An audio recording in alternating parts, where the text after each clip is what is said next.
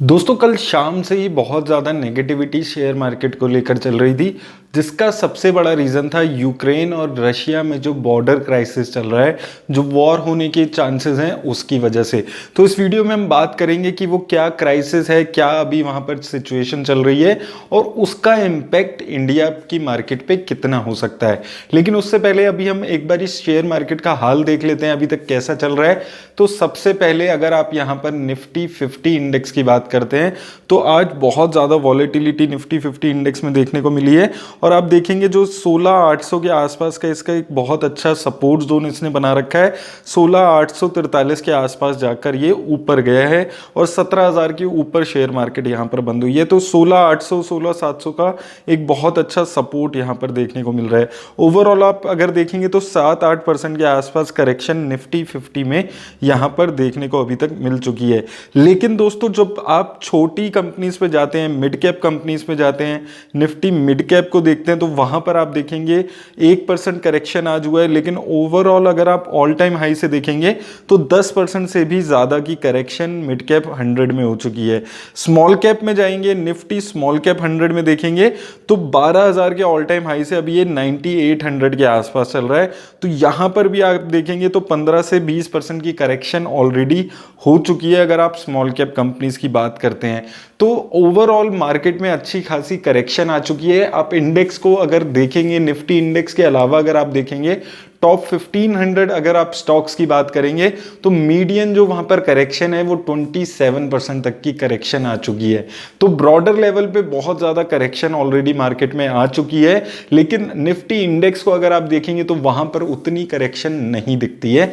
तो इसलिए लोग बहुत ज़्यादा कंफ्यूज्ड हैं, क्योंकि आप देखेंगे जितने भी शेयर्स हैं आज भी देखेंगे मेजरली शेयर्स 3% 4% करेक्ट वहां पर हो चुके हैं। अब दोस्तों बात आती है कि ये जो यूक्रेन और रशिया की क्राइसिस चल रहा है इसमें चल क्या रहा है। तो देखिए कल रात से ही बहुत ज़्यादा यहाँ पर मार्केट में नेगेटिविटी आ गई थी, क्योंकि कल रात को जो रशिया के प्रेसिडेंट है उन्होंने एक स्टेटमेंट दी है जिसमें उन्होंने ईस्टर्न यूक्रेन के 2 हिस्सों को इंडिपेंडेंट घोषित कर दिया है। रशिया ने यूक्रेन के 2 हिस्सों को इंडिपेंडेंट घोषित कर दिया है और वो यहाँ पर ये भी बोल रहे हैं कि रशियन आर्मी वो वहाँ पर भेजेंगे पीस बना के रखने के लिए। तो इन डायरेक्टली अगर आप देखें वो यूक्रेन को इन्वेड करने की बात यहाँ पर कर रहे हैं और वो ये बोल रहे हैं कि उन्होंने 2 रीजन्स को यहाँ पर इंडिपेंडेंट कर दिया है, यानी कि इनडायरेक्टली वॉर यहाँ पर उन्होंने डिक्लेयर कर दिया है अगर आप रशिया की बात करेंगे यूक्रेन के खिलाफ। अब इस चीज़ में लोगों को बहुत ज़्यादा ये चीज़ लग रही है कि यूक्रेन के अलावा जितनी भी कंट्रीज़ हैं, जो यूरोप की कंट्रीज़ हैं, यूएसए, ये यूक्रेन के साथ हैं। तो काफ़ी सारे लोगों को ये लग रहा है कि वर्ल्ड वॉर हो सकता है अगर रशिया पीछे नहीं हटा दोस्तों। लेकिन मेरे को ऐसा लगता है कि वर्ल्ड वॉर तो मुश्किल है होना, क्योंकि आज से कुछ साल पहले 2014 में रशिया पहले भी ऐसा कर चुका है। क्रीमिया एक जगह थी, उसके साथ भी ऐसा ही किया था, उसको भी इंडिपेंडेंट घोषित कर दिया था और वहां पर फिर उन्होंने रशिया को स्टैब्लिश कर दिया था। तो आने वाले टाइम में दोस्तों मुझे बहुत ज़्यादा हाई डाउट है कि वर्ल्ड वॉर हो सकता है और मुझे लगता है कि यूक्रेन को जैसे तैसे रशिया की बातें मानकर उस चीज़ को रिजॉल्व करना पड़ेगा। मुझे नहीं लगता कि इस इशू से बहुत बड़ा वर्ल्ड वॉर होने के चांसेस हैं। उस चीज़ का आपको ख्याल रखना है, रशिया को जैसा ठीक लगेगा वो जैसा करना चाहेंगे एट दी एंड वैसा ही होने वाला है। बहुत ज़्यादा ऐसा नहीं होगा कि यूएस आ जाएगा, ऐसा मेरा मानना है। ये सिर्फ एक हाइप क्रिएट की जा रही है बहुत ज़्यादा। और अगर आप शेयर मार्केट की बात करें, शेयर मार्केट में दोस्तों जब नेगेटिव चलती है शेयर मार्केट तो मुद्दों की ज़रूरत होती है। आज से 1 महीने 1.5 महीने पहले हम ओमिक्रॉन के बारे में बात करते थे कि ओमिक्रॉन आ गया, मार्केट गिर जाएगी। उसके बाद यूएस के फेड रेट की बातें कर रहे थे। आज हम रशिया और यूक्रेन की बात कर रहे हैं और मार्च आते आते हम फिर से यूएस के फेड रेट की बातें करने लगेंगे। तो शेयर मार्केट में दोस्तों ये चीज़ चलती रहेगी। मार्केट जो काफ़ी सारे लोगों का मेरे पास मैसेज आ रहा है कि क्या मार्केट फिर से प्री कोविड, जो कोविड के टाइम पे वो 7,500 8,000 निफ्टी चला गया था, क्या वैसा होने वाला है, वर्ल्ड वॉर होने वाला है। दोस्तों मुझे नहीं लगता है कि मार्केट फिर से 7,500 के लेवल्स पे जाएगी, ना कि वर्ल्ड वॉर होगा, ये सारी चीज़ें बस मार्केट में स्पेकुलेशंस चलती हैं, जिसकी वजह से मार्केट में फ्लक्चुएशन आपको देखने को मिलती है। और दोस्तों ये चीज़ आज की नहीं है, कल की नहीं है, ये पिछले 20, 25, 30 सालों से ऐसे ही चल रहा है और मार्केट ने सारे क्राइसिस झेले हैं। लेकिन मार्केट में आपको बने रहने की ज़रूरत है। अगर आप लॉन्ग टर्म इन्वेस्टर हैं, ऐसी चीज़ें मार्केट में होती रहेंगी, आज नहीं कल भी ऐसी चीज़ें होंगी, लेकिन कुछ ज़्यादा फर्क नहीं पड़ेगा।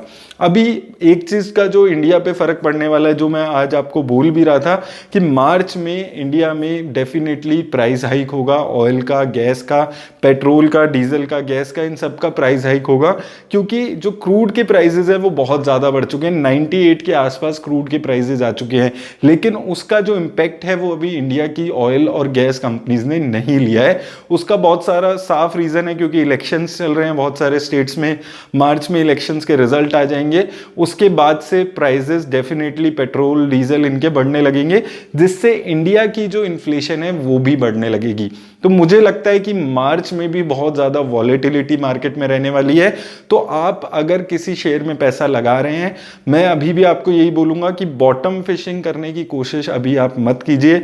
हो सकता है मार्केट 16,800 का एक अच्छा बॉटम बना चुकी हो, क्योंकि 16,800 का निफ्टी में आप देखेंगे बहुत अच्छा सपोर्ट है, लेकिन जब तक ये नेगेटिविटी चल रही है तब तक आप बहुत सारा पैसा इन्वेस्ट करने के बारे में अभी मत सोचिए।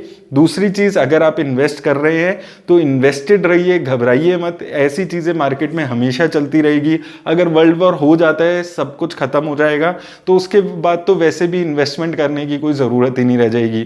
तो उस चीज़ को भी आपको समझ कर चलना कि वर्ल्ड वॉर वगैरह अगर हो भी जाता है, कुछ होता है बहुत ज़्यादा नेगेटिव अगर हम सोच भी लेते हैं, तो उस टाइम पे फिर इन्वेस्टमेंट करके आप क्या ही करेंगे। लेकिन वहाँ पर वो चीज़ें आपको समझनी है, ये सब मार्केट में चलता रहता है, आगे भी चलेगा। इन चीज़ों में आपको डर के मार्केट से निकलने की ज़रूरत नहीं है। अगर आप SIP करा रहे हैं तो इसको ऐसे ही चलने दीजिए। हो सकता है मार्केट बॉटम बना चुका हो सकता है यहाँ से और भी गिरे, तो दोनों ही केस में आप अगर SIP कराते हैं उसको चलने दीजिए। अगर लॉन्ग टर्म इन्वेस्टर हैं तो बेचने के बारे में मत सोचिए अभी। मेरी तरफ से दोस्तों बस इतना ही। अगर ये वीडियो अच्छी लगी हो तो इसे लाइक और शेयर ज़रूर कर दें। धन्यवाद।